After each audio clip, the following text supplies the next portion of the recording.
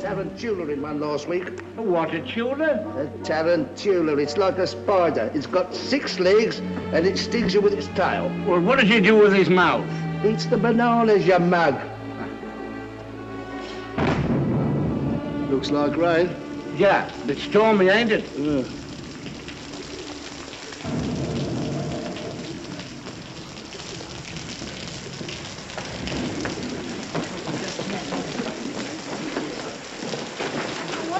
Freddy be doing all this time? He really ought to have got us a taxi by now. Taxi! Taxi! Taxi! You won't get a taxi now, what with the rain and the theatre traffic. There's not a taxi to be had for love or money. You haven't tried at all. Oh, you really are helpless, Freddy. Go again and don't come back until you have found us one. I shall simply get soaked for nothing. What about us, you selfish pig? Oh, very well, I'll go. Oh, sorry. Now then, Freddy, look where you're going there. Oh, all my varlets caught in the mud. I want to go through that. What if I haven't got enough to do out in the angry light there?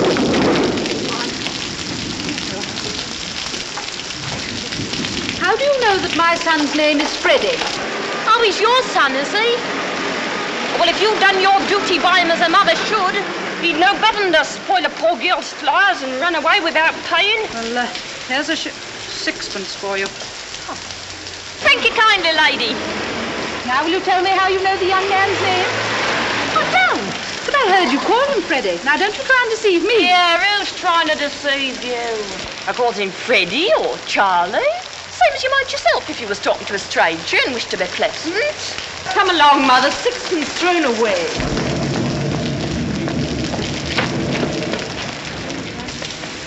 Oh, cheer up, Captain. If it's raining worse, it's a sign it's nearly over. Come on, buy a flower off a poor girl. I'm sorry, I haven't any change. Go on, Captain. I can change you half a crown. No, don't be troublesome, there's a good girl. I haven't any change, really. Here's tuppence, if that's any use to you. Taxi! Oh, thank you, Captain. Careful. Give him a flower for it. There's a bloke over there taking on every blessed word you're saying.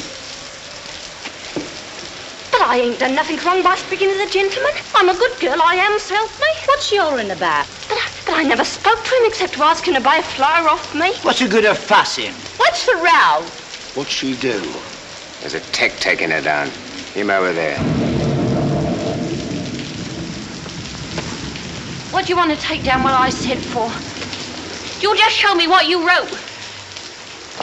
How do I know if you took me down right? What? What's that? That ain't proper writing. I can't read that. Cheer up, Captain. And buy a flower off a poor girl. Oh, it's because I called him Captain. Why not? Oh, but I meant no harm. Oh, sir. Oh, don't let him charge me. Oh, you don't know what it means to me. They'll take away my character and they'll drive me on the streets for speaking a gentleman. Charge? I make no charge. Really, sir, you needn't start protecting me from molestation until I ask you. Anyone can see the girl meant no harm. It's your own business. Taking down people's words. I never said a word to him. What harm did she do? Don't be ridiculous. Who's hurting you, you silly girl? What do you take me for? It's all right. He ain't a copper. He's a gentleman. Look at his boots. Gentlemen, he's a blooming busybody, that's what he is. And how are all your people down in Chelsea? And how do you come to be so far east? You were born in Liston Grove. Oh, well, what harm was in my leaving Liston Grove? It wasn't fit for a pig to live in, and I had to pay 4 and 6 a week. Live where you like, but for heaven's sake, stop making that noise. Come, no one's going to harm you. You've a perfect right to live where you please. Parkland, for instance. I'm a good girl, I am. Here, do you know where I come from? Hoxton. Well, who said I didn't? Blimey, you know everything, you do. Where's your warrant? Yes. Treat us like that, don't you? Catch him trying to take liberties with a gentleman. Yes, tell him where he comes from if you want to go fortune telling. Go on. Yes, go on, tell him. All right. Cheltenham, Harrow, Cambridge, India. Right. He's no gentleman, he ain't to interfere with a poor girl. What on earth can Freddie be doing? I shall get pneumonia if I stay in this draft any longer. Earl's Call. Will you please keep your impertinent remarks to yourself? Did I say that out loud? I'm so sorry. Your mother's Epsom, unmistakably. Oh, how very curious. You know, I was brought up in Large Lady Park near Epsom. That's a devil of a name, isn't it? Oh, excuse me. Are you looking for a cab? Don't you dare to speak to me. Oh, please, Clara. Yes, we should be so grateful to you if you could find us a cab. I don't know whether you've noticed it, but it stopped raining. Oh, so it has. Clara, we'll walk to a bus. A cab. Oh, tough.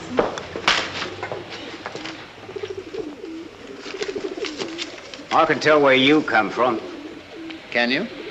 Annual Insane Asylum. Hanwell Insane. Oh, thank you, teacher. Oh. May I ask, sir, do you do this for a living in a music hall? Well, I have thought of doing so. Perhaps I shall someday. Then how on earth do you do it?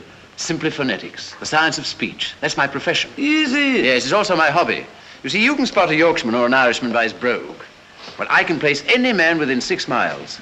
I can place him within 2 miles in London. Sometimes, as in the case of this girl, within 2 streets. Let him mind his own business and leave a poor girl to mind her own business. Woman, cease this detestable boo-hooing instantly. I've a right to be here if I like, same as you. A woman who utters such depressing and disgusting sounds has no right to be anywhere. Oh. Remember that you're a human being with a soul and the divine gift of articulate speech, and that your language is the language of Milton, Shakespeare, and the Bible. And don't sit there crooning like a bilious pigeon. Ow! Ow! Heavens, what a sound. You see this creature with her curbstone English, the English that will keep her in the gutter for the rest of her days? Well, sir, in 3 months I could pass her off as a duchess at an ambassador's reception. No. Yes, I could even get her a job as a lady's maid or a shop assistant, which requires better English. You mean you could make me? Yes, you squashed cabbage leaf. You disgrace to the noble architecture of these columns. You incarnate insult to the English language. I could pass you off as the Queen of Sheba. Yeah. You don't believe that, do you, Captain? Well, everything is possible. I myself am a student of Indian dialects. Are you? Yes. Have you ever heard of Colonel Pickering, the author of Spoken Sanskrit? I am Colonel Pickering. No. Yes. Who are you? Henry Higgins. No. Yes, the author of Higgins' Universal Alphabet. You know, I came all the way from India to meet you. And I was just going all the way to India to meet you. Where are you staying? Carlton. No, you're not. You're staying at 27A Wimpole Street. Come on. Oh, buy a flower, kind sir. I'm short for my lodging. Oh, you liar. You just said you could change half a crown. You ought to be stuffed with nails, you ought. Here, take the old blooming basket for 6pence. A reminder.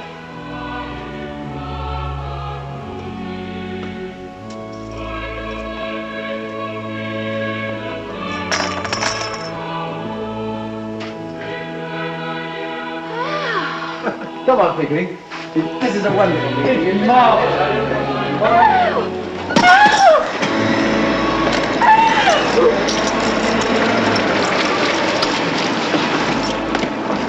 Oh, excuse me, have you seen those two ladies who were here just now? Oh, they went to the bus when the rain stopped. And left me with a cab on my hands. Oh, blocks. Never mind, young man. I'm going home in a taxi. Here, wait a minute. 18 pence ain't no object to me, Charlie. Buckingham Palace and step on it. Right, Freddie? Well, I'll be dashed. You're Buckingham Palace. How much, dearie? It'll cost you a bob. Yeah, you're a robber, you are. It's disgraceful. A bob for 2 minutes. Ever been in a taxi before? Hundreds and thousands of times. Impudence!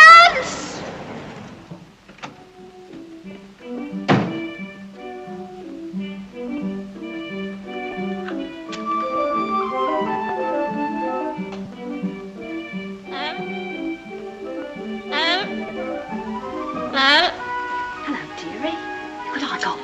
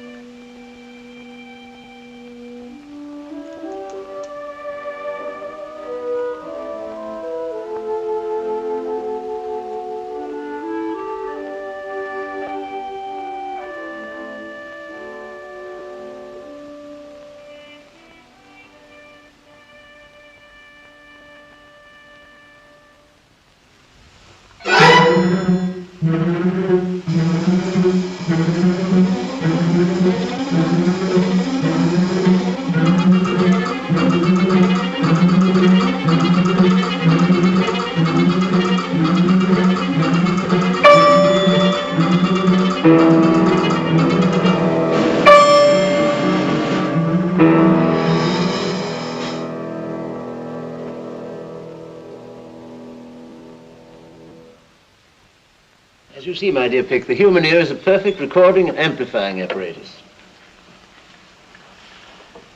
Well, tired of listening to sounds? Amazing. Do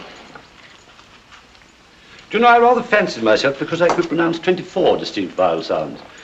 Your 130 beat me. I can't hear any difference between most of them. Oh, it comes from practice, you know. Do you know, I rather fancied myself because I could pronounce 24 distinct vowel sounds. Good heavens. Your 130 Does that mean? beat me. I can't hear any difference between most of them. Concealed microphone. For unsuspecting victims. What is it, Mrs. Pierce? Yes, a young woman wants to see you, sir. Young woman, what does she want? She says you'll be glad when you know what she's come about. She's a very common girl, sir. I'd have got rid of her only you see such queer people sometimes. All right. Has she an interesting accent? Just dreadful, sir. Good. Show her up at once.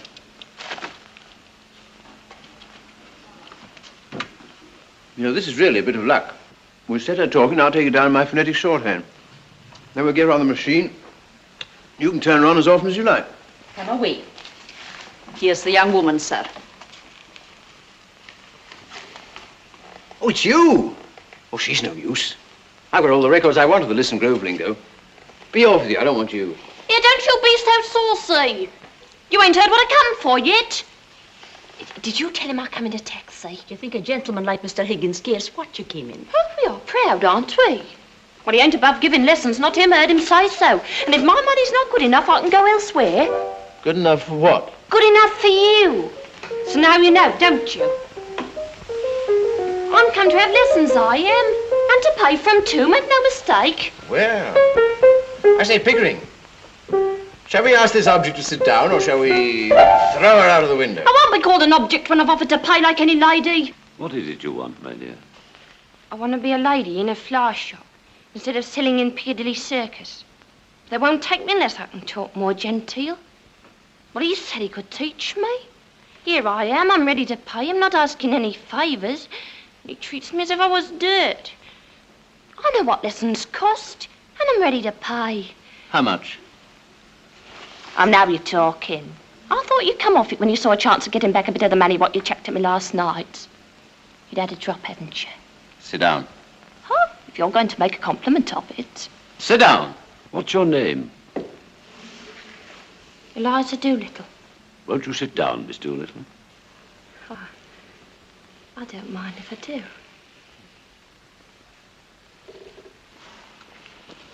How much you propose to pay me for the lessons?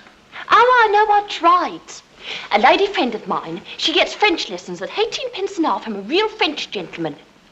Well, you wouldn't have the nerve to ask the same for teaching me my own language as what you would for French. So I won't give you more than a shilling. Take it or leave it. I'll take it. You know, Pickering, a shilling to this girl's worth 60 or 70 pounds to a millionaire. It's handsome, it's enormous, it's the biggest offer I've ever had. 60 pounds? But what are you talking about? I never offered you 60 pounds. Hold your tongue. But I ain't got 60 pounds. Miss Gerald, nobody's going to touch your money. Somebody's going to touch you with a broomstick if you don't stop sniveling. Sit down, will you? Poor, anyone would think he was my father. Higgins, I'm interested.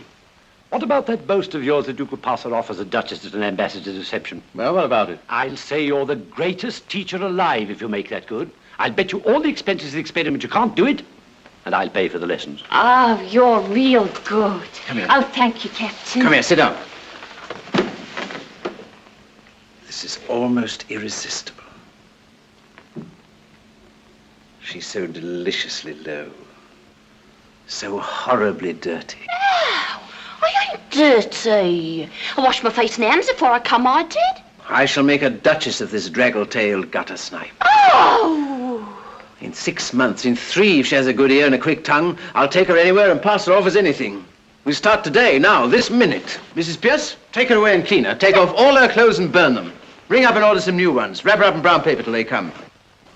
You're no gentleman, you ain't, to talk of such things.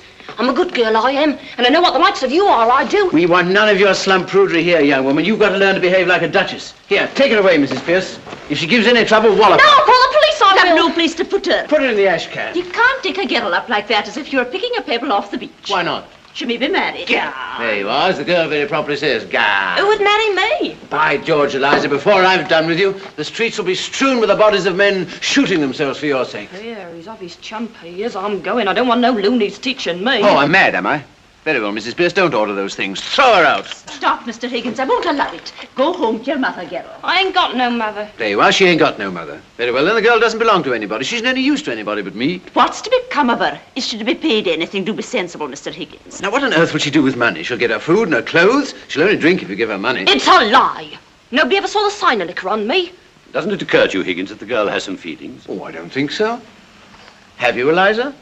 I got my feelings the same as anyone else. You see the difficulty, Pickering? What difficulty? To get her to talk grammar. I don't want to talk grammar. I want to talk like a lady. Will you please keep to the point, Mr. Higgins? What's to become of her when you've finished with her teaching? What's to become of her if we leave her in the gutter? That's her business, not yours, Mr. Higgins. Well, when we've finished with her, we throw her back into the gutter. You've no feeling heart in you, you haven't. I'm going away. I've had enough of this. You ought to be ashamed of yourself. Here, Eliza. Eliza. Come here, Eliza. Here, Eliza.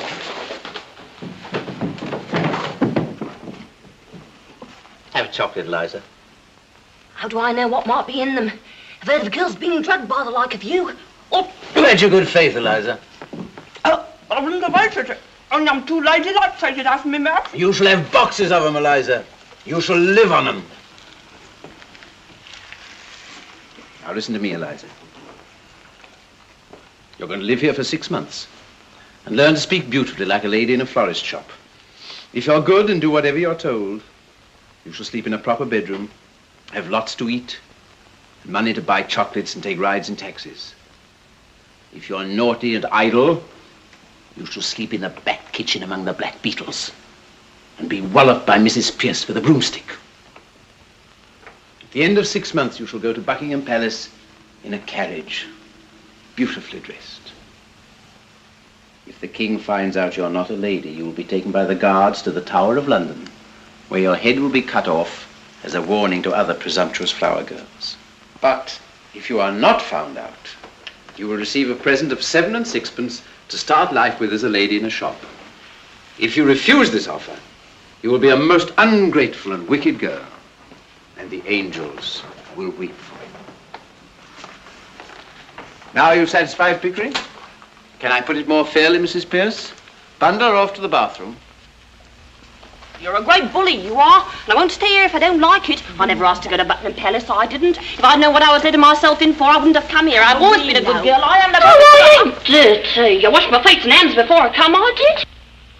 I shall make a duchess of this draggle-tailed gutter snout. Oh, no, it ain't natural. I've never had a bath in my life. Not what you call a proper one. Nonsense, Eliza. Don't you want to be sweet and clean and decent like a lady? You know, you can't be a good girl inside if you're a dirty girl outside. Now, away to your room and take off all your clothes. It isn't decent. Nonsense, girl. Don't you take off all your clothes every night before you go to your bed? No. Why should I? I'd catch me death. I'll take off my skirt. Eliza, now be a good child. No, go and take your things off at once and come back to me. If I didn't want myself, I think it must have been clean. I shouldn't have come here. I didn't know when I was well off. I didn't. It ain't decent.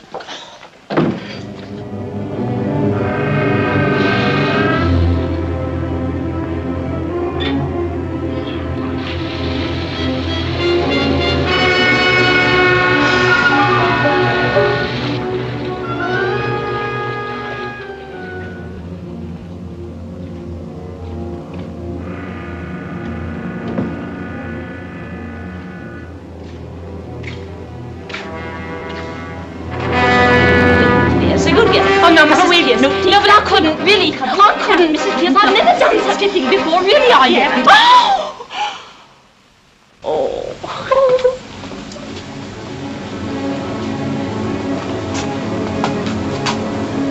Now, come away and tell me if the water's hot enough. No, Mrs. Pierce, don't! No! No, Mrs. Pierce, stop it! I'm getting weak! This has never happened to me before! Oh, no.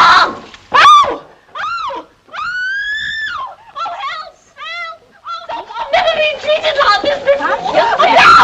No! Stop it! Help! No!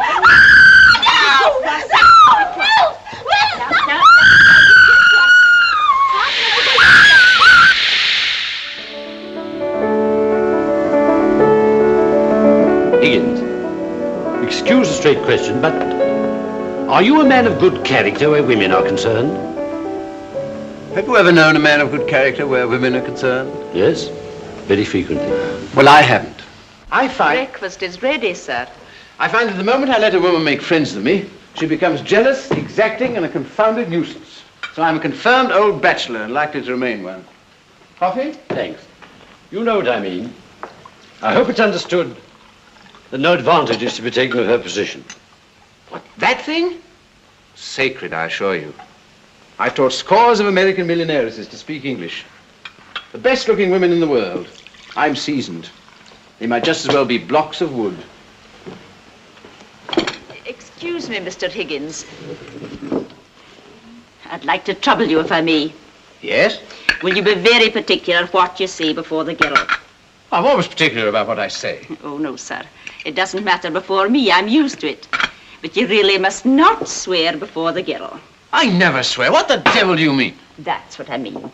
I don't mind your damning and your blasting, Mrs. Pierce. but there's a certain word I must ask you not to use. The girl used it in the bath because the water was too hot. It begins with the same letter as bath. I cannot charge myself with ever having uttered it, except perhaps in moments of extreme and justifiable excitement. Only this morning, sir, you applied it to the boots, the butter, and to the brown bread. Oh, that, a mere alliteration, natural to a poet. Is that all? No, sir.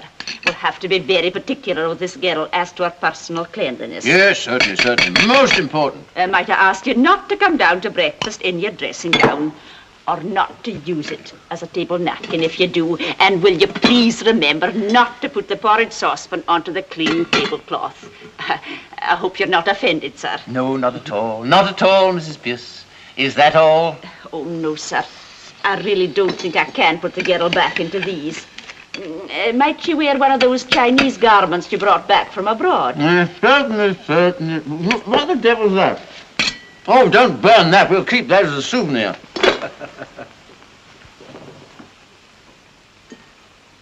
You know, that woman has the most extraordinary ideas about me.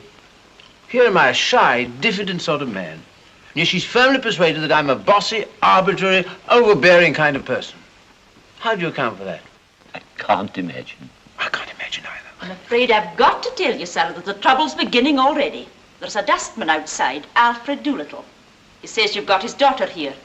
I don't like the looks of him, sir. Show the blackguard in. May not be a blackguard. Of course he's a blackguard. We may get something interesting out of him. What about the girl?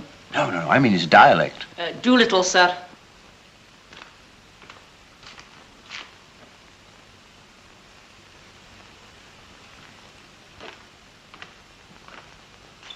Professor Higgins? Here, good morning. Sit down. Morning, Governor. I come about a very serious matter, Governor. Brought up in Hounslow, mother Welsh, I should imagine. What do you want, Doolittle? I want my daughter. That's what I want. Well, of course you do. I'm glad to see you have some spark of family feeling left. Your daughter's upstairs. Here, take it away at once. What? Ah, look here, Governor, is this reasonable? Is it fair to you? The girl belongs to me. You got her. Where do I come in? How dare you come here and try to blackmail me? You sent her here on purpose. No, Governor. This is a plot, a plant, an attempt to extort money by threats. I shall telephone the police. Have I asked you for a brass fine? I'll leave it to the gentleman here. Have I said a word about money? What else did you come for? Well, I'll tell you if you don't let me get a word in. I'm willing to tell you. I'm wanting to tell you. I'm waiting to tell you. You know, Pickering, this fellow has a certain natural gift of rhetoric. Observe the rhythm of his native wood notes wild. I'm willing to tell you. I'm wanting to tell you. I'm waiting to tell you. The Welsh strain in him. How do you know the girl's here if you didn't send her? Well, she sent back for her luggage, Governor, and I heard about it. Luggage? What luggage? There was a musical instrument, a few pictures, a trifle of jewellery, and a bird cage. She said she didn't want no clothes. Well, what was I to think from that? I ask you as a parent, what was I to think? So you came to rescue her from worse than death? Yes, that's right, just so. Mrs. Pierce, this is Eliza's father. He has come to rescue her from worse than death. Give her to him. No, Can't listen. take her away, Mr. Higgins. How can he? You told me to burn all her clothes. That's right. I can't carry the girl through the streets as if she was a blooming monkey, can I? Where's the clothes she come in? Did I burn them, or did your missus here? Listen, Governor, you and me, we're men of the world, ain't we? Oh, we're men of the world, are we? You better go, Mrs. Pierce. I should think so, indeed. The floor is yours, Doolittle. I thank you kindly, Governor. To tell you the truth, I've taken a sort of fancy to you. Well, then. And if you want the girl, I'm not so certain having them back home, but what we mightn't be hoping to an arrangement. Regarded in the light of a young woman, she's a fine, handsome girl. As a daughter, she ain't worth a keep, I tell you straight. All I ask from you is my rights as a father. And you're the last man in the world to expect me to let her go for nothing. You're one of the straight sort, you are. Oh, I can see that. Well, what's a £5 note to you? And what's Eliza to me? I think you ought to know, Mr. Doolittle, that Mr. Higgins' intentions are entirely honourable. Of course they are, Governor. Of course they are. If I thought there wasn't, I'd ask 50. Why, you callous rascal. Do you mean to say you'd sell your daughter for £50? No, not in a general sort of way, I wouldn't. But to oblige a gentleman like you, I'd do a good deal, I do assure you. Oh, have you no morals, man? I can't afford them, Governor. Well, neither could you if you was as poor as me. I don't mean no harm. But if Eliza's going to have a bit out of this, well, why not me, too? As a matter of morals, you know, it's a positive crime to give this chap a farthing. But I do feel there's a sort of rough justice in his claim. That's right, Governor. That's all I say.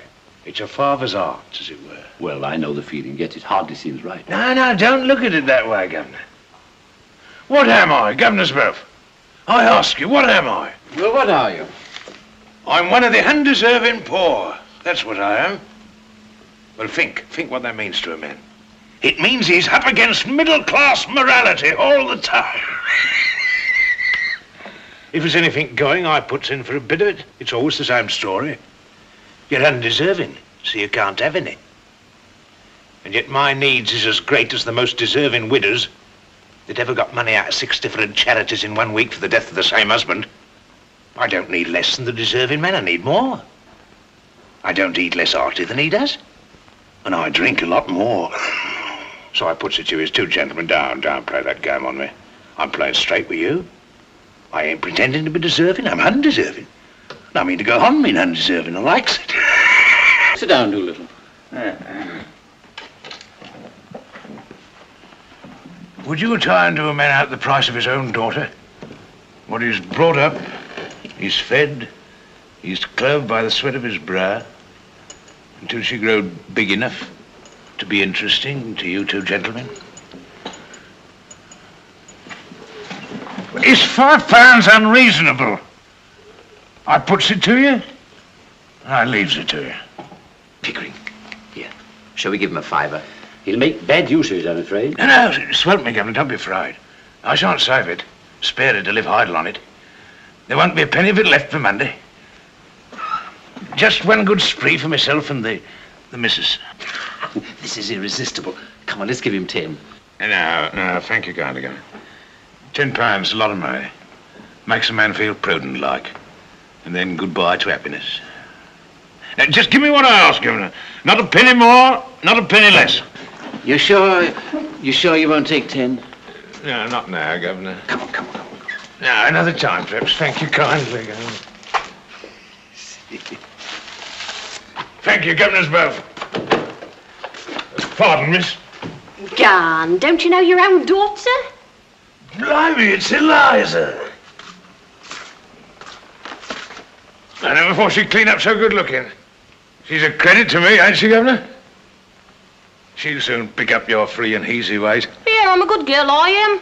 And I won't pick up no free and easy ways. Eliza, if you say again you're a good girl, your father shall take you home. You don't know my father. All he come here for was to touch you for some money to get drunk on. Well, what else would I want money for? Put in the plate in church, I suppose. Don't you give me none of your lip. Don't let me hear you giving any of these gentlemen either. You'll hear from me about it. See? Have you any further advice to give her, Doolittle, before you go? Your blessing, for instance? No, Governor, not me. I'm not such a mug as to put up my kids to all I know myself. If you want Eliza's mind improved, Governor, do it yourself. With a strap. Well, so long, gentlemen.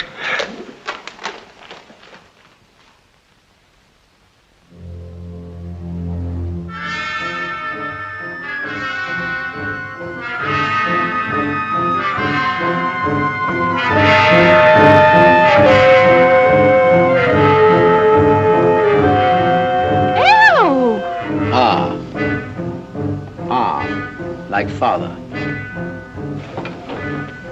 E. E, as in machine.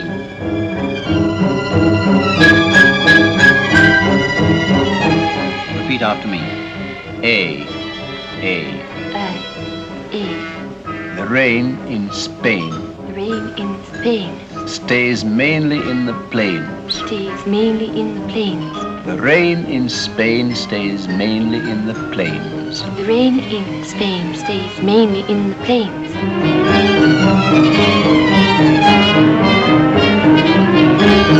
Now, Eliza, you see these 3 marbles?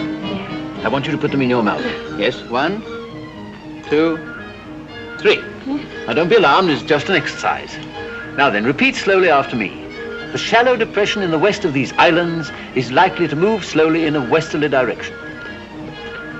The shallow depression in the west of these islands is likely to move. Look. Larry, I've swallowed one. Don't worry, we have plenty more. The shallow depression in the west of these islands is likely to move slowly in a more easterly direction. Hampshire, Hereford, Harford. Hampshire, Hereford, go, lummy chumps. So it will, Eliza, every time you say correctly. Now then, try once again. In Hampshire, Hereford, and Harford, hurricanes hardly ever happen. In Hampshire, Hereford, Hartford, hurricanes hardly ever happen. Hardly ever happen. Hardly ever happen. Oh.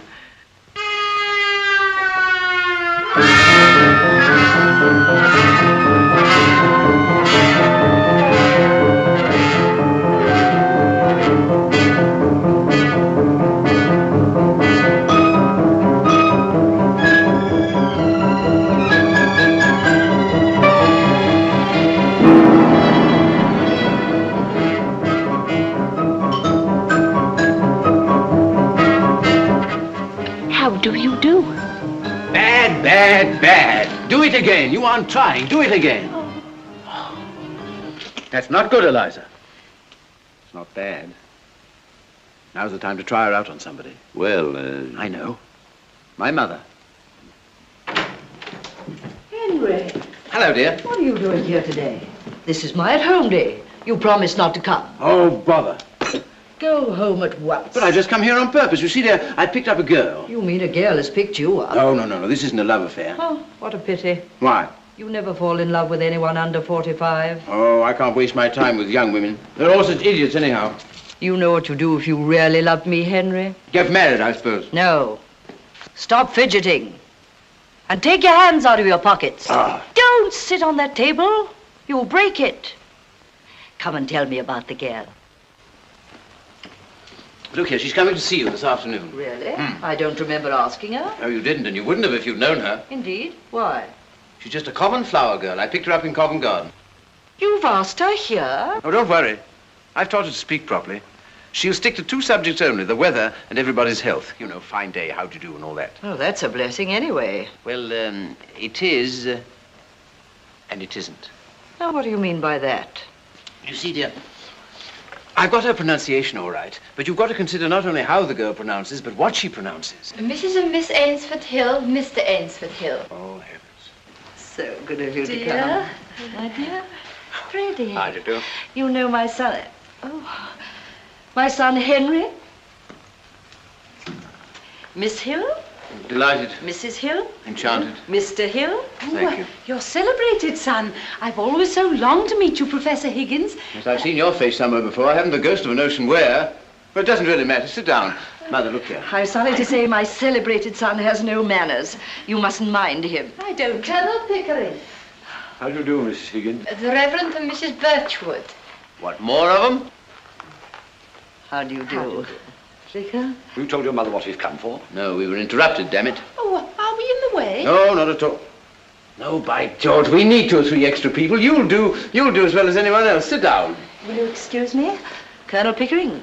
Henry? I say, what are you doing with my hat? Colonel Pickering, I must know. What is the exact position in Wimpole Street? Is this gal a servant? If not, what is she? Major and Mrs. Rawcroft. My dear Mrs. Higgins, I really must tell you, the whole thing is extraordinary. My dear, this is the most absorbing experiment I've ever tackled. Yes, this girl regularly fills our lives, doesn't she, Pip? Yes, you're always talking, Eliza. Teaching Eliza. Dressing Eliza. What? She has the most amazingly quick ear you ever heard of. Yes, just like a parrot. My dear Mrs. Higgins, I assure I've you taught that her girl the is a most genius. inconceivable She sounds plays that the piano human being can perfectly. make. I've We've taught taken her her to classical European concerts, dialects, music continental halls, dialects, when she African comes back, she dialects, plays everything she's heard, whether it's you know, Beethoven things or that she's Brahms, the Auto couldn't have done and 6 months ago she did it, but as if she'd played done the them all her piano. life. You see? Oh, yes. It's quite clear to me. Miss Doolittle.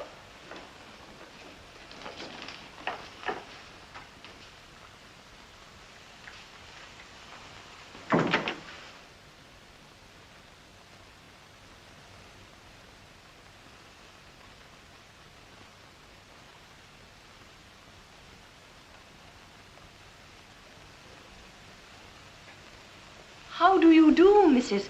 Higgins? Professor Higgins said I might come. Quite right, my dear. I'm delighted to see you. Colonel Pickering, is it not? How do you do, Miss Doolittle? Professor Higgins? Stick to the weather and your health.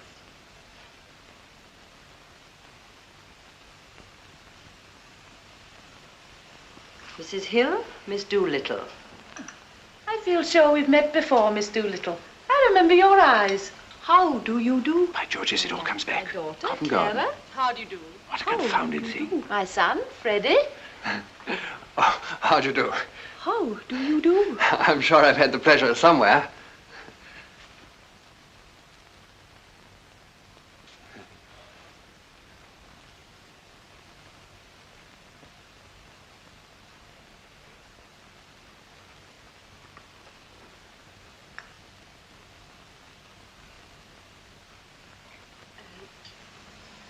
Will it rain, do you think?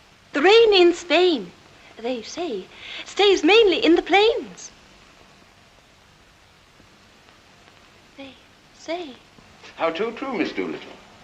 But in... Hampshire, Hereford, and Hartford, hurricanes hardly ever happen. Do they? Hardly ever, Miss Doolittle. How awfully funny. What is wrong with that, young man? I bet I got it right. Killing. Oh, excuse me.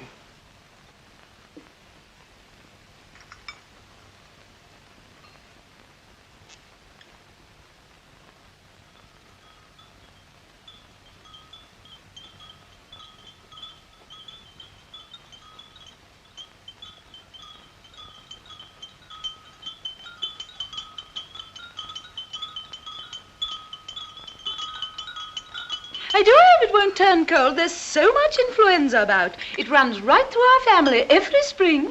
My aunt died of influenza. So they say. But it is my belief as how they done the old woman in.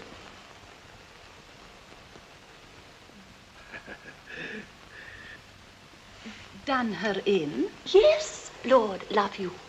Why should she die of influenza when she come through diphtheria right enough the year before? Perhaps it wasn't diphtheria. You see, Vicar... Oh, but I saw her with my own eyes. Fairly blue with it she was. They all thought she was dead. But my father, he kept ladling gin down her throat till she come to so sudden that she bit the bowl off the spoon. Dear me! Now, what call would a woman with that strength in her have to die of influenza?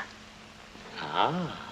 And what become of her new straw hat that should have come to me? Well, what? Somebody pinched it.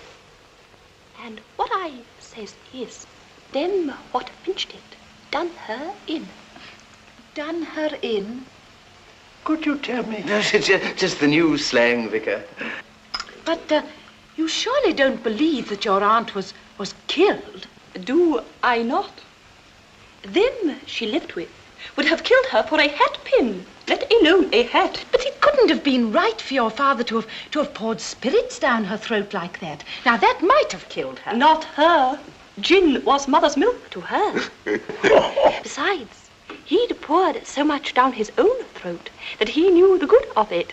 Oh, how terrible for you. Oh, it never did him no harm, what I could see. He was always more agreeable when he had a drop in. When he was out of work, my mother used to give him 2 and a kick and tell him to go out and not come home until he drunk himself cheerful and loving like. Charming. There's lots of women has to make their husbands drunk to make them fit to live with. Here, what are you sniggering at? The new slang. You do it so awfully well. If I was doing it proper, what was you laughing at? Have I said anything I oughtn't? No, not a thing, Miss Doolittle, no. Well, that's a mercy anyhow. What I always says is...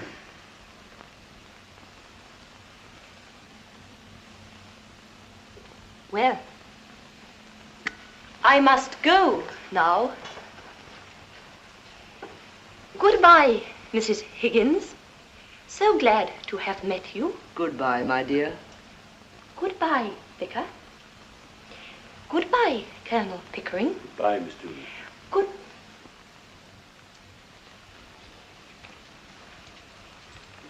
Goodbye, all. Excuse me, Miss Doolittle, but would you be walking across the park? Because if so, Walk? Not bloody likely. I'm going in a taxi.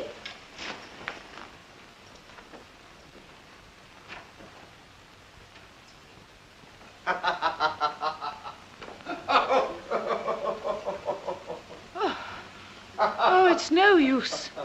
I shall never be able to bring myself to use that word. Oh, don't. It isn't compulsory, you know. You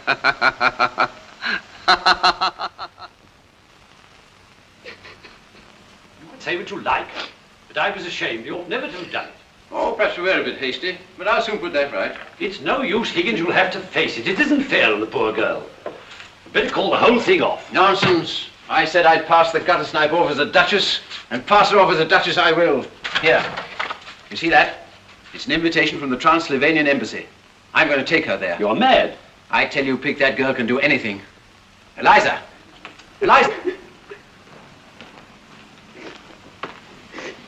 Stop sniveling, girl. Eliza, shall I give you another chance?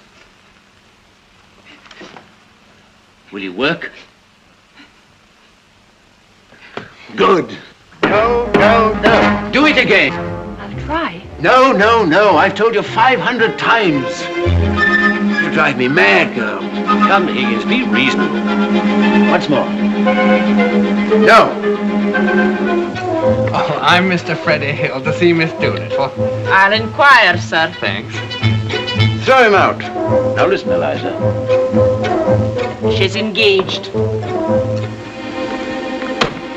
Miss Doolittle.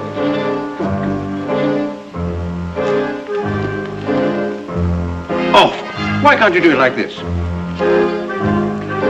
He's here again. Oh, throw him out, throw him out. Come on now, both together. 1, 2, 3. That's better. Now listen carefully, Eliza. How kind of you to let me come. Now listen. Say it. How kind of you to let me come. Listen again. How kind of you to let me come. Oh, it's Mr. I know. He's here again. No good, sir. May I have the pleasure, Miss Doolittle? Get up, girl, get up. Yes, I'll be delighted. I'll be delighted. All right, come on then. 1, 2, 3, 1, 2, 3, 1, 2, 3, 1, 2, 3, 1, 2, 3, 1, 2, 3, 1, 2, 3. See, no sense of timing at all. You now watch me with Pickering. Come on, Pickering. 1, 2, 3, 1, 2, 3, 1, 2, 3, 1, 2, 3, 1, 2, 3, 1, 2, 3. Do you see what I mean? Now, once again. Silent soup drinking is one of the hallmarks of a lady. Now, wake up, Eliza. How do you address an ambassador? Your Excellency. Right. Now imagine yourself standing before an archbishop. How would you address him? Your Holiness. No, no, no. An archbishop, not the Pope. Your Worship. No. Your Majesty. Right. Now then, an ambassador. Your Excellency. An archbishop. Your Grace. The Queen. Your Majesty. An archduke.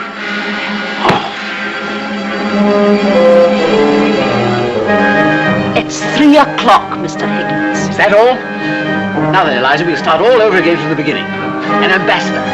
Your Excellency. An archbishop. Your Grace. The Queen. Your Majesty. An archduke. I don't know. A cardinal. Your Readiness. Come on, Eliza. I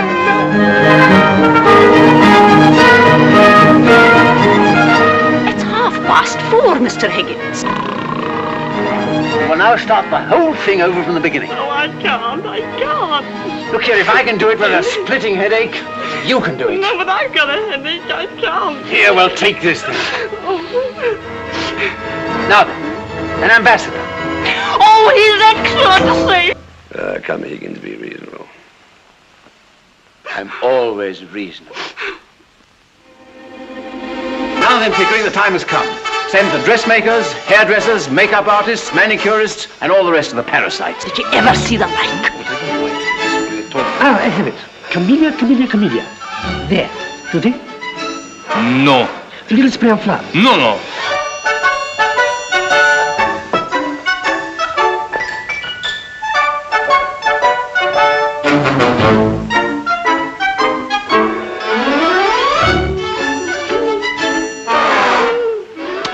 More mud there. Aren't you ready yet? Almost. Nervous? Yes, very, aren't you? No, not a bit of it.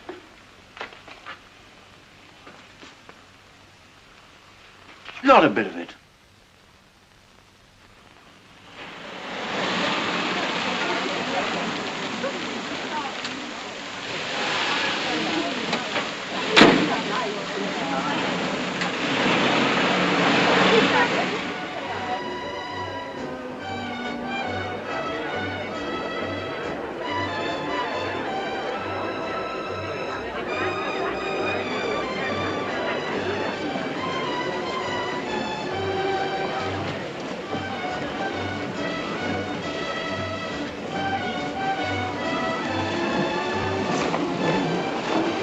Maestro! Maestro! You remember me? No, I don't. Where have we met? But I'm your pupil, your first pupil, your best and greatest pupil. I've made your name famous throughout Europe. You teach me phonetics, you cannot forget me. I am little Aristide Carpati. What, are you Aristide? Why the devil don't you cut your hair? Oh, if I cut my hair, nobody notices me. I have not your imposing appearance, your chin, your brow. Well, tell me, what are you doing here among all these swells? I am indispensable at these international parties. You can place a man anywhere in London the moment he opens his mouth. I can place a man anywhere in Europe. Excuse me, sir. I wanted upstairs. Her Excellency cannot understand the Greek gentleman. Oh, indeed. I'll come at once. This Greek diplomat who pretends he cannot speak or understand English. He cannot deceive me. À tout à l'heure, mon vieux. Is that Carpati fellow really an expert? My best pupil. But heaven help the master who's judged by his disciples. But if he meets you, Liza, we're done. Don't let's bother about the bit. Let's go home. Oh, rubbish. That idiot.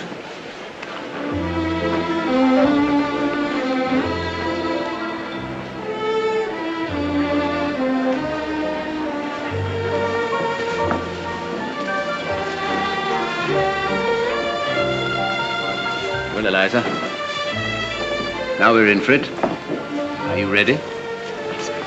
Come on, then. Darling, delightful to see you here. I thought I was going to have to talk all the time.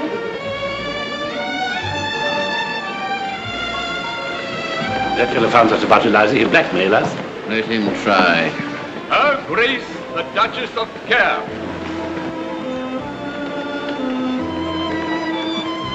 Admiral Sir Charles Brown Halby. Miss Elizabeth Doolittle, Colonel Pickering, Professor Higgins, Admiral Kung Wang, and Miss Su Ling Wang. How do you do, Colonel Pickering? How do you do? May I present Miss Elizabeth Doolittle? How do you do? How kind of you to let me come. Oh, not at all. The Mrs. Milker. Good evening. Oh, Professor, good evening. Who is this charming girl you brought? Is she a relation? Not of mine, no. She has such a faraway look, as if she always lived in a garden. So she has. A sort of garden. There is one thing I have observed about the English, Duchess, and that is... Yes, I adore observing the English. Let's go and observe them now. Come along, George. Oh, dear. Such a bore about the English. And quite wrong, like every ambassador. Oh, look, there's dear old Lily Fantail with a whole of Kew Gardens on her head. You have a rival here tonight. He introduced himself as your pupil. Is he any good? He can learn a language in a fortnight. Knows dozens of them. The sure mark of a fool. Your Excellency is interested in Miss Doolittle? Yes. Could you find out who she is? Excellency. Lord Wilsham and Lady Wilsham. I feel rather like Noah standing on the bridge watching the loading of the ark. You know, two of everything. Colonel Pickering... tell me more about your Greek gentleman friend, won't you? A gentleman. He's the son of a Clerkenwell watchmaker. He speaks English so villainously that he dare not utter a word of it without betraying his origin. I help him to pretend, but I make him pay through the nose. I make them all pay. And now, Professor Higgins, I should be delighted if you would present me to this Miss Doolittle. No, you don't. Can't you see she's talking to a duchess? Professor Higgins. The very man I've been dying to meet. I'm Isabella the Sun. Fairfield of the Globe. What extraordinary people seem to get in everywhere nowadays. Extraordinary.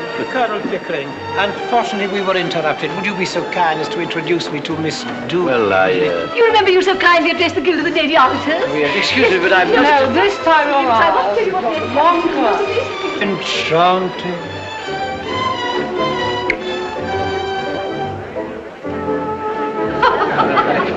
I don't believe it's true.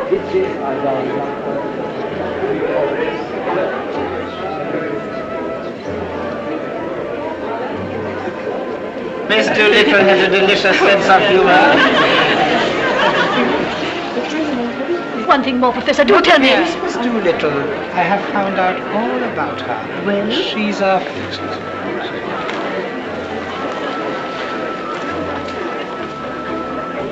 Well, now go on. I say, Pickering, you know what's happened.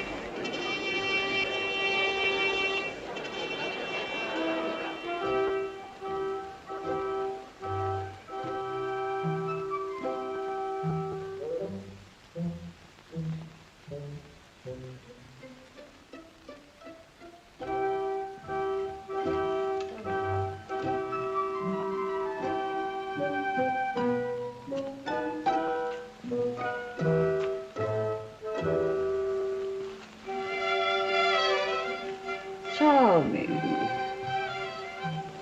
Miss Doolittle.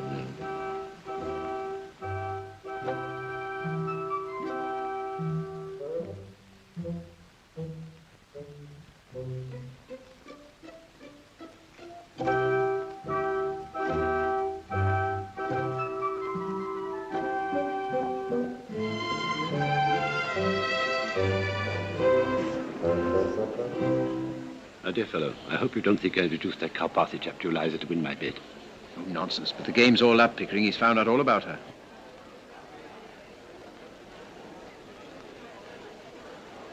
I say, Pick, look at that.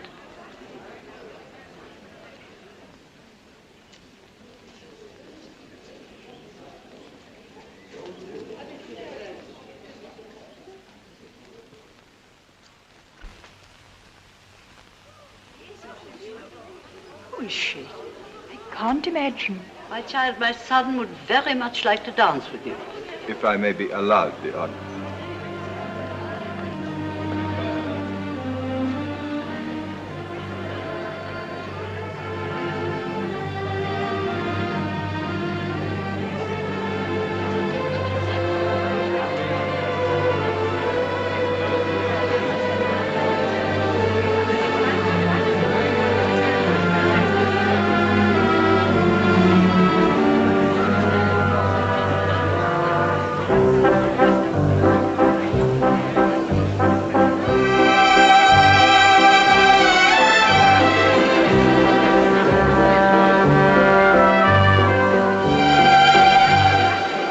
Gives the game away to the ambassadress, there'll be the deuce of a row. I wouldn't miss it for worlds, excuse me.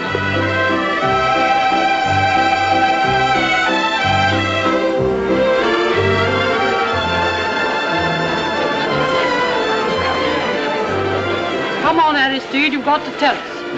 Yes, tell us all you know about this Miss Doolittle. No, that is my secret. Oh. But I will tell your Excellency, she has a right to know who Miss Doolittle is. Well, who is she? She is a... Film star. Oh, no.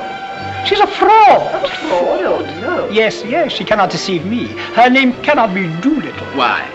Because Doolittle is an English name and she is not English. Oh. But she speaks it perfectly. Too perfectly. Can you show me any Englishwoman who speaks English as it should be spoken? There is no such thing.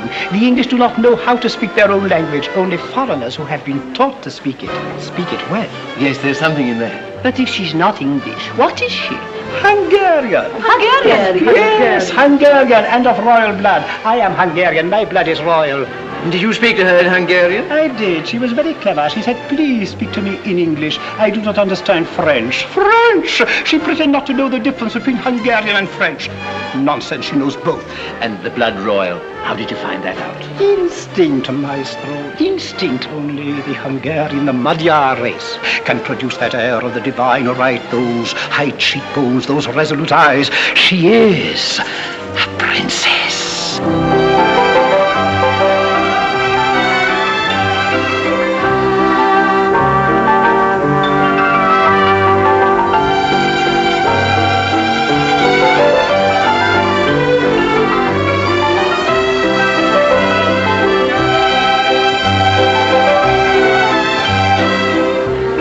Who it is? Who? No, yes, look at her profile. It's the old Duke, exactly.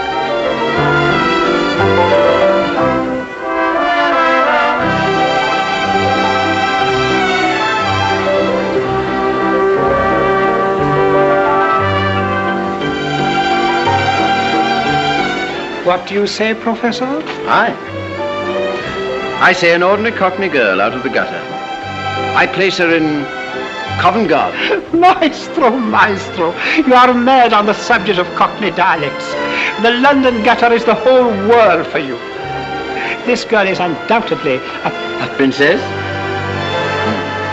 Have it your own way, maestro. Have it your own way.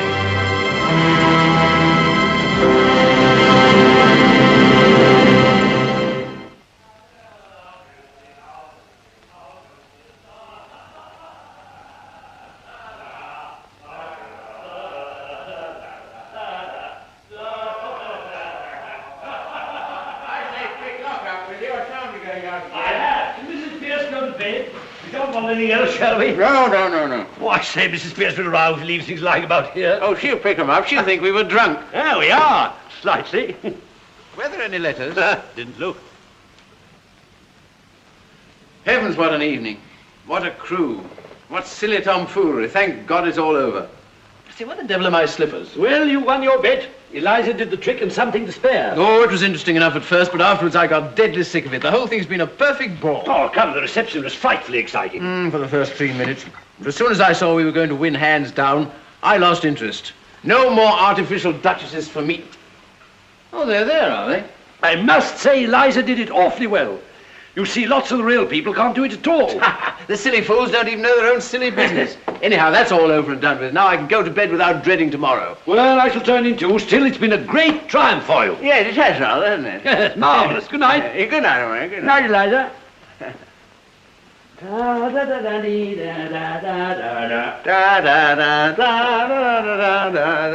Put out the lights, Eliza. Tell Mrs. Pierce not to bring me coffee in the morning. I'll take tea.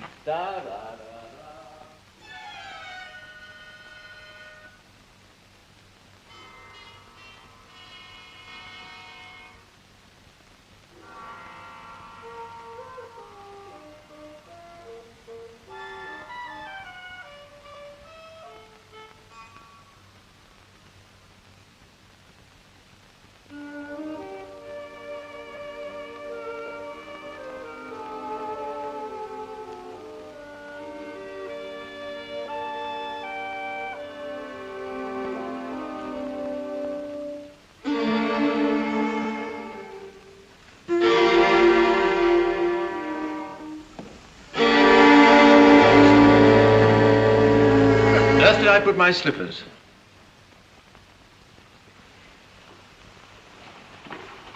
There are your slippers, and there! Take your slippers, and may you never have a day's luck with them. What's the matter? Anything wrong? No, nothing wrong with you.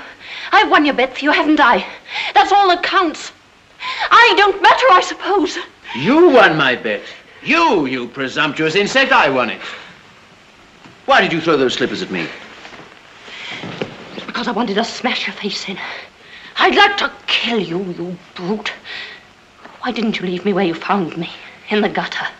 You thank God it's all over and that you can throw me back again there now, do you? Well. The creature is nervous after all. Would you? Don't you dare show your temper to me. Sit down and be quiet. What's to become of me? What's to become of me? How the devil do I know what's to become of you? What's it matter what becomes of you? You don't care. I know you don't care. You wouldn't care if I was dead. I'm nothing to you, not so much as them slippers. Those slippers. Those slippers. Didn't think it made any difference, no. May I ask whether you complain of your treatment here? No. Has anyone behaved badly to you? Colonel Pickering, Mrs. Pierce, any of the servants? No. I presume you don't pretend that I've treated you badly? No. Ah, well, I'm glad to hear that, anyway. Probably you're tired after the strain of the day. Here. Have a chocolate. No. No? No. Thank you. Well, it's all over now. Nothing more to worry about. No. Nothing more for you to worry about.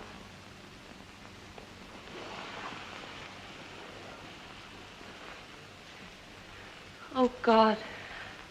I wish I was dead. Why? In heaven's name, why? Now, listen to me, Eliza.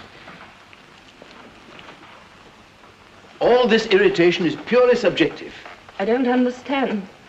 I'm too ignorant. It's only imagination. Low spirits, nothing more. Nobody's trying to hurt you, nothing's wrong. Now you go to bed like a good girl and sleep it off. Have a little cry and say your prayers, and that'll make you comfortable. I heard your prayers. Thank God it's all over. Well, don't you thank God it's all over? Now you're free, you can do what you like. What am I fit for? What have you left me fit for? Where am I to go? What am I to do? What's to become of me? Oh, so that's what's worrying you, is it? Oh, you'll settle down somewhere or other. But I hadn't quite realized that you were going away.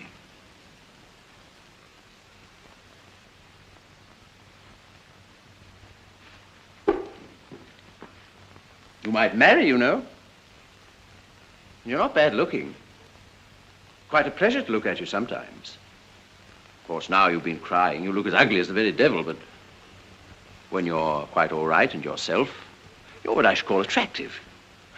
That is to people in the marrying line, you understand. Now you go to bed, have a good night's rest. Get up in the morning and look at yourself in the glass. And you won't feel so cheap. I dare say my mother could find some chap or other who'd do very well. We were above that in Covent Garden. What do you mean? I sold flowers. I didn't sell myself. Now you've made a lady of me. I'm not fit to sell anything else. I wish you'd left me where you found me. But you don't have to marry the fellow if you don't like him. What else am I to do? Well, lots of things. How about your old idea of a florist shop? Pickering could set you up in one. He's got lots of money. Oh, you'll be all right.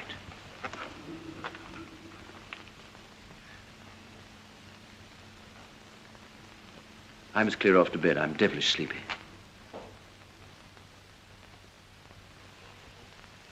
By the way, I came here for something. Forget what it was. Your slippers. Oh, yes, of course. You shied them at me.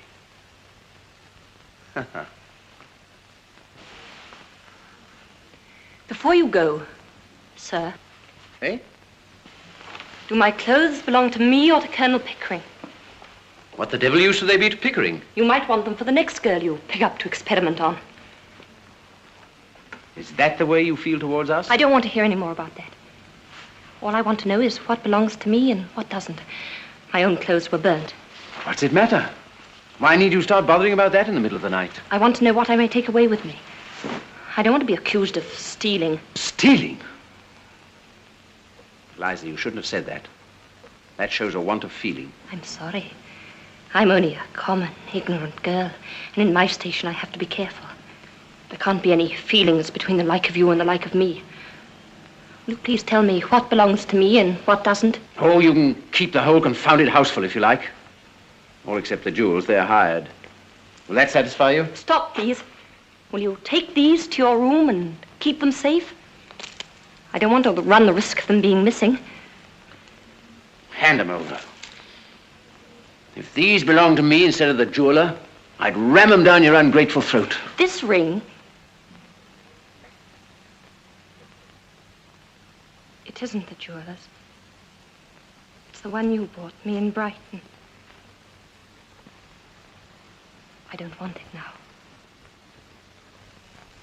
Don't you hit me! Hit you, you infamous creature. How dare you accuse me of such a thing? It's you who have hit me. You've wounded me to the heart. I'm glad. I've got a little of my own back anyhow. You've caused me to lose my temper. A thing that's hardly ever happened to me before. I prefer to say nothing more tonight. I shall go to bed.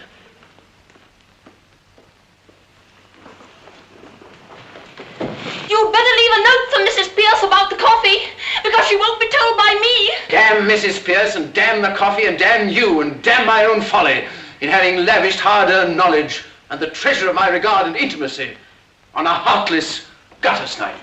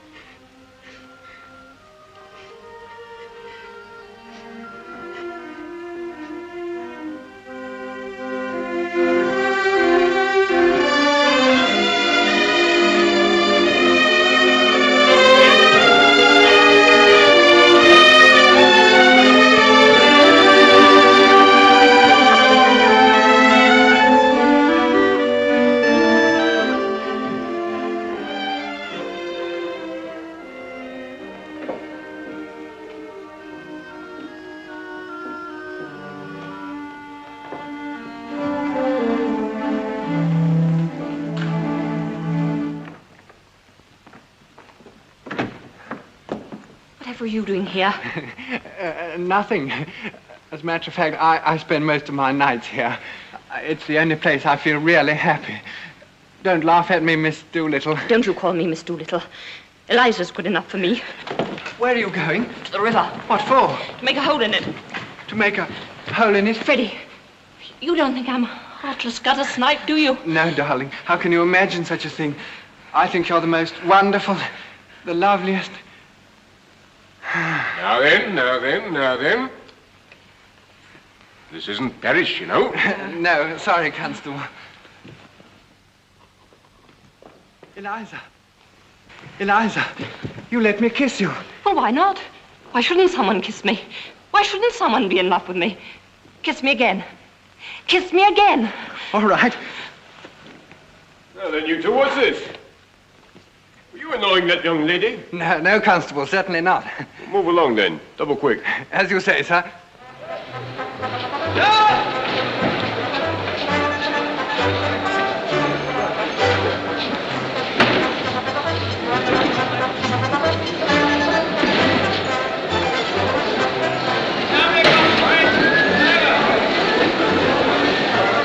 Well, if it ain't.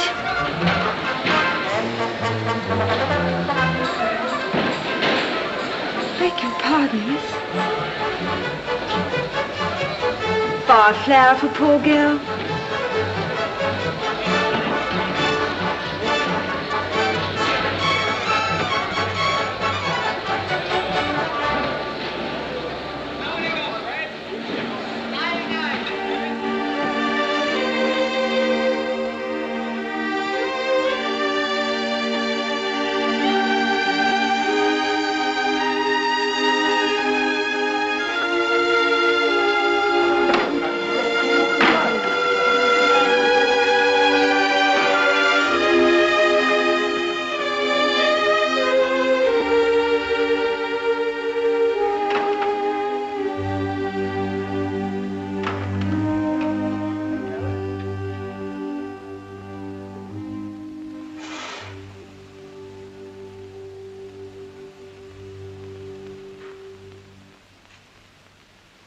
Sir.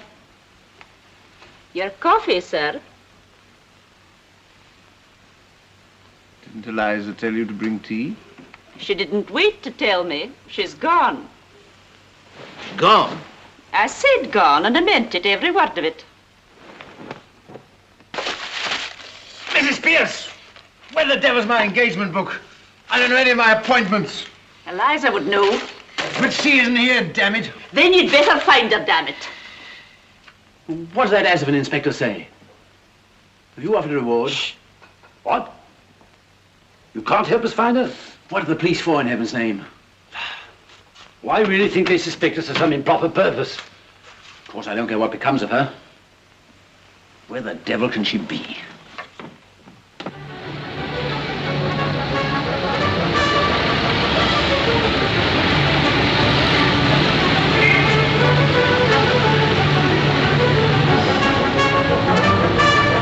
Have you seen Eliza Doolittle?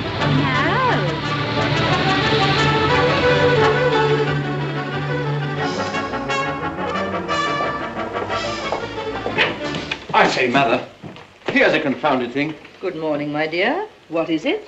Eliza's bolted. Good morning, Colonel Pickering. Eliza's bolted. What am I to do? Do without, I'm afraid, Henry. The girl has a perfect right to leave if she chooses. Something may have happened to her. You can't let her go like this. What are we to do? You've no more sense, either of you, than two children. You must have frightened the poor girl. Frightened her? I hardly said a word to her. Did you bully her after I went to bed? Well, certainly not. Exactly the other way about. She threw the slippers in my face. The moment I entered the room, the slippers came bang in my face before I'd uttered a word. And she used the most perfectly awful language. I can't say I'm surprised. And you mean to tell me that after all her hard work, and after doing this wonderful thing for you without making one single mistake, you two sat there and hardly said a word to her? Well, we didn't make speeches, if that's what you mean. You didn't thank her, pet her, admire her? And she only threw the slippers at you. I'd have thrown the fire irons at you. Mr. Henry, a gentleman wants to see you most particular. Oh, bother, I can't see anybody now. He's been sent on from Wimpole Street. Who is it? Mr. Doolittle, sir. Doolittle? A dustman? Dustman? Oh, no, sir. A gentleman. All right, show me. By George, Pick, this is some relative of hers she's gone to. Someone we know nothing about. Genteel relations. Now we shall hear something. Doolittle! What the dickens has happened to you? Henry Higgins, do you see this? Look at this. You've done this. Done what, man? Look at this hat. Look at this coat. Good morning, Mr. Doolittle. Won't you come in? Thank you, ma'am. What has my son done to you? He's ruined me, destroyed my happiness, tied me up and delivered me into the hands of middle-class morality. You're raving, you're drunk, you're mad. I gave you £5. After that, I had 2 conversations with you at £0.50 an hour, and I've never even seen you since. Oh, mad am I? Drunk am I? Tell me this. Did you or did you not write to an old blighter in America to say the most original moralist at present in England was Alfred Doolittle, a common garbage man? What, Ezra D. Wannefeller Jr.? Oh, I remember making some silly joke of the kind. Oh, you might well call it a silly joke. It's put the lid on me right enough. Just give him the chance he was looking for, to show Americans isn't like us, that they recognize and respect merit in whatever class of life, however humble. Them words is in his blooming will, in which he leaves me £3,000 a year, on condition I lecture for the Wannefeller Moral Reform League, as often as they ask me up 6 times a year. But this solves the problem of Eliza's future. You can provide for her now. Yes, I'm expected to provide for everybody now at £3,000 a year. He shan't provide for her. She doesn't belong to him. I paid him £5 for her. Doolittle, you're either an honest man or you're a rogue. A little of both. Henry, like the rest of us, a little of both. The point is, have you found Eliza? Have you lost her? Yes. Blimey, you have all the luck you have.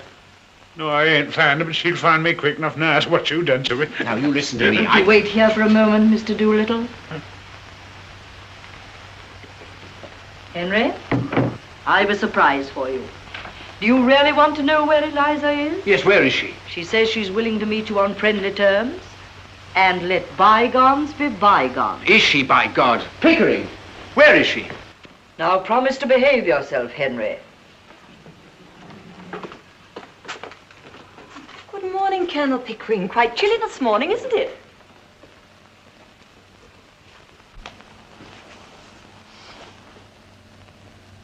Oh, how do you do, Professor Higgins?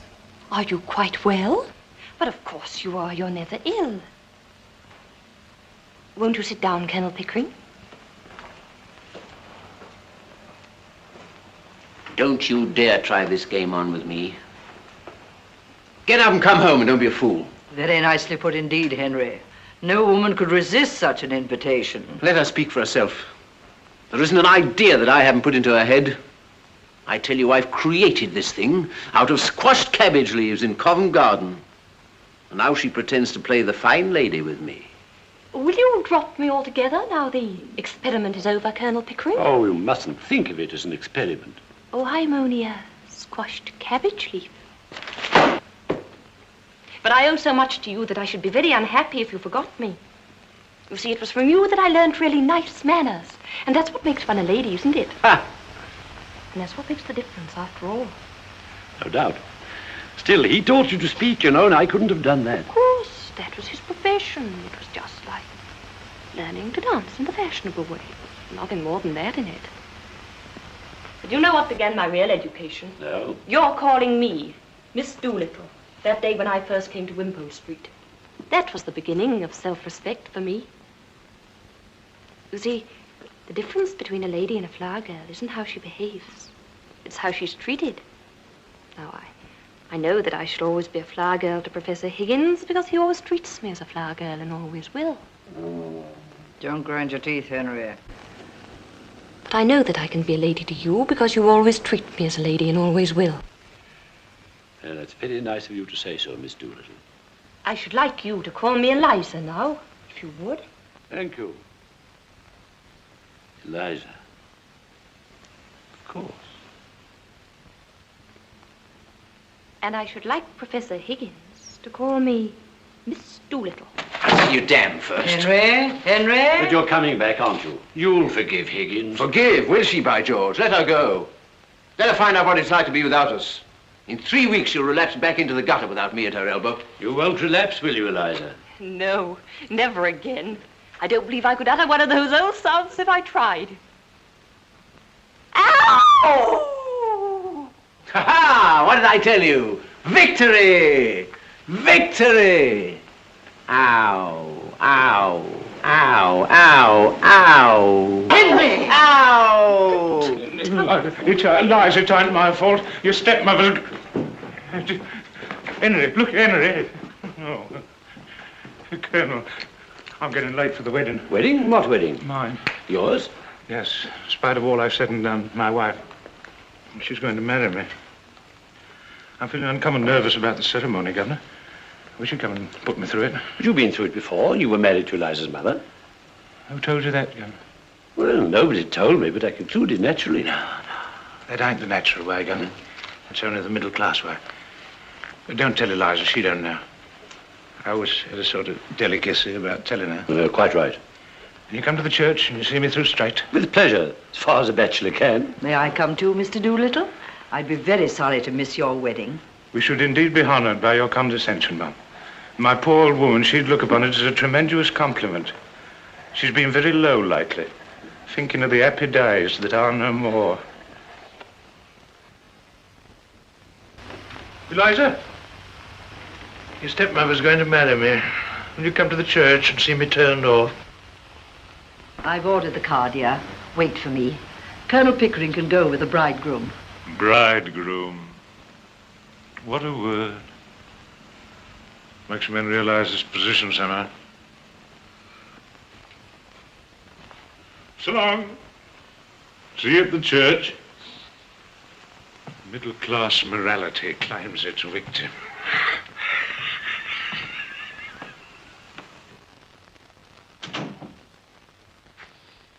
Eliza.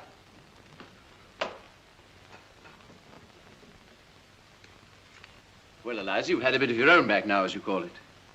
You had enough, and you're going to be reasonable, or do you want some more? You want me back only to put up with your tempers and pick up your slippers and fetch and carry for you. I haven't said I wanted you back at all. Oh, indeed. Then what are we talking about? About you, not about me. If you come back to me, I shall treat you just the same as I've always treated you. I can't change my nature, and I don't intend to change my manners. My manners are exactly the same as Colonel Pickering. That's not true. He treats a flower girl as if she were a duchess. I treat a duchess as if she were a flower girl. I see. The same to everyone. Oh, I don't care how you treat me. I don't mind your swearing at me. I don't mind a black eye. I've had one before this, but... I won't be passed over. Then get out of my way, for I won't stop for you. You talk of me as if I were a bus. So you are a bus, all bounce and go, and no consideration for anyone. Once for all, understand that I go my way and do my work without caring tuppence what happens to either of us. So you can come back or go to the devil, whichever you please. And what am I to come back for? For the fun of it. That's what I took you on for. And you can throw me out tomorrow if I don't do everything you want me to? And you can walk out tomorrow if I don't do everything you want me to. And live with my stepmother? Yes, or sell flowers. Or would you rather marry Pickering? I wouldn't marry you if you asked me. And you're nearer my age than what he is. Than he is. I'll speak as I like. You're not my teacher now.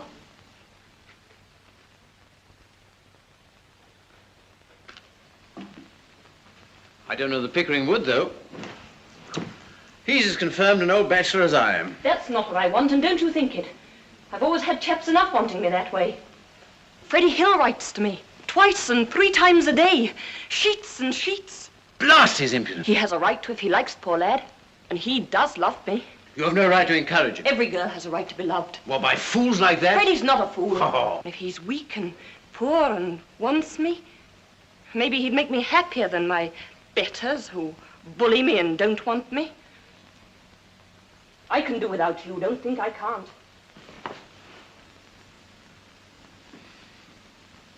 You've never asked, I suppose, whether I could do without you.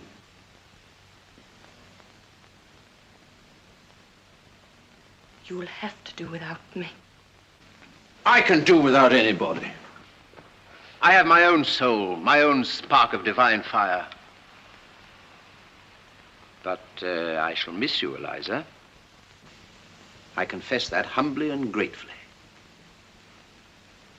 I've become accustomed to your voice and appearance. I even like them, rather. Well, you have them both on your gramophone and in your book of photographs.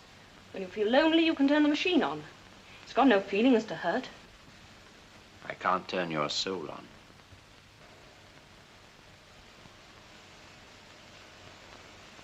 Oh, you're a devil. You can twist the heart in a girl as easily as some can twist her arms to hurt her. I want a little kindness. Why, I know I'm only a common, ignorant girl, but I'm not dirt under your feet. What I done, what I did, it wasn't for the dresses and for the taxis. It was because we were pleasant together and because I came to care for you, not forgetting the difference between us and not wanting you to make love to me, but, well, more friendly like. Of course, Eliza. That's exactly how I feel. And how Pickering feels. Eliza, you're a fool. That's not a proper answer to give me. If you can't stand the coldness of my sort of life and the strain of it, go back to the gutter. Oh, it's a fine life, the life of the gutter. It's real, it's warm, it's violent. Not like science and literature and classical music and philosophy and art. You find me cold, unfeeling, selfish, don't you? Very well, then marry some sentimental hog or other with a thick pair of lips to kiss you with and a thick pair of boots to kick you with. If you can't appreciate what you've got, you better get what you can appreciate. I won't care for anyone who doesn't care for me. Oh, Eliza, you're an idiot. I waste the treasures of my Miltonic mind by spreading them before you. Oh, I can't talk to you. You turn everything against me. You know very well that I can't go back to the gutter, as you call it, and that I've no real friends in the world but you and the Colonel. You think I must go back to Wimpole Street because I've nowhere to go but Father's. But don't you be too sure that you have me under your feet to be bullied and talked down. I'll marry Freddie, I will, as soon as I'm able to support him. What, that young fool? You shall marry an ambassador. You shall marry the Viceroy of India. I won't have my masterpiece thrown away on Freddie. You think I like you to say that, but I haven't forgotten what you said a minute ago. If I can't have kindness, I'll have independence. Independence? That's middle-class blasphemy. We're all of us dependent one on another, every soul on earth. I'll let you see whether I'm dependent on you. If you can preach, I can teach. I'll go and be a teacher. Oh, what'll you teach in heaven's name? What you taught me, I'll teach phonetics. I'll offer myself as an assistant to Professor Carpati. What, that humbug? That imposter? That toadying ignoramus? You take one step in his direction, I'll wring your neck, you hear? Wring away! What do I care? I knew you'd strike me one day. Oh. Now I know how to deal with you. Oh, what a fool I was not to think of it before.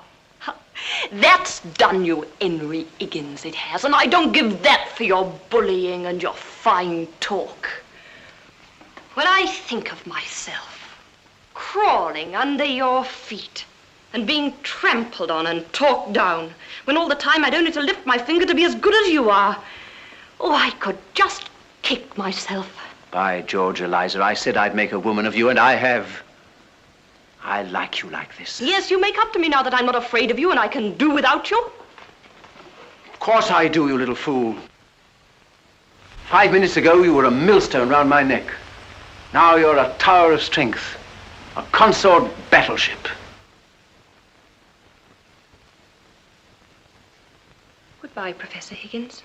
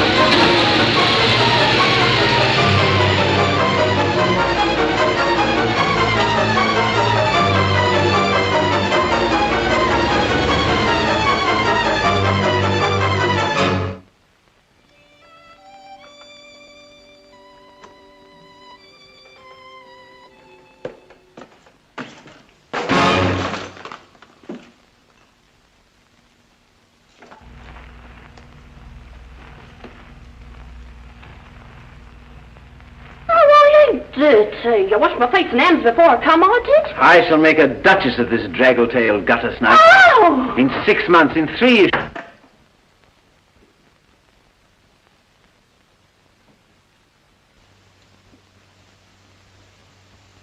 I washed my face and hands before I came.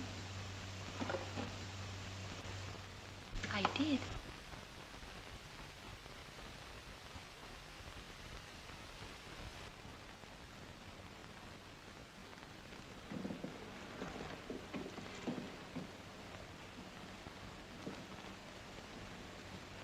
Where the devil are my slippers, Eliza?